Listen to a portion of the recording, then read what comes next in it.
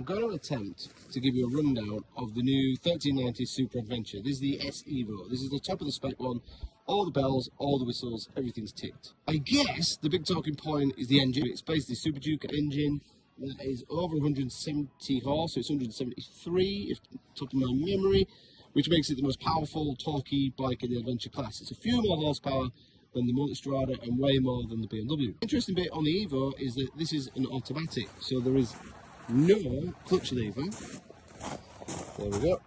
Absolutely nothing. We can change gears with the little toggle here, or we can roll the throttle back, which will go back one gear.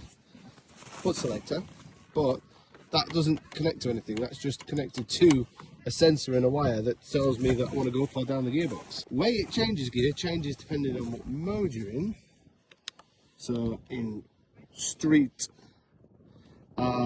we have got street gearbox, and we've got sport gearbox, comfort gearbox.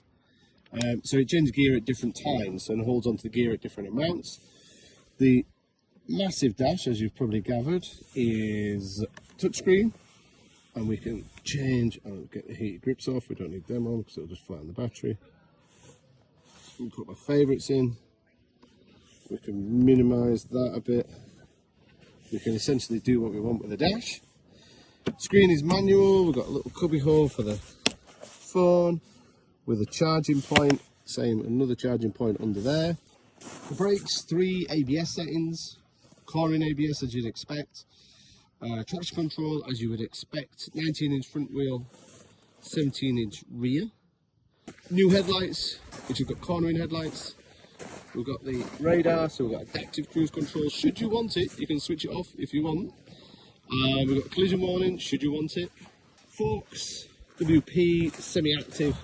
You can go into the menu and change that completely and change how you do compression, rebound, and etc. But it's essentially just a case of leaving it in whichever mode you've selected. So obviously in sport it's a bit more sporty, and in comfort it's a lot softer, and the same in rain. Navigation, lots of huge navigation that's already built in. And all the info you will ever possibly want. What it doesn't have is there's no radar on the rear, so there's no blind spot detection. There's no self-lowering of the seat, so the seat is what it is. It doesn't take the preload out when you stop.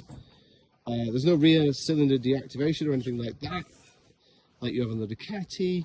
I think that's it, but I'm sure there's more.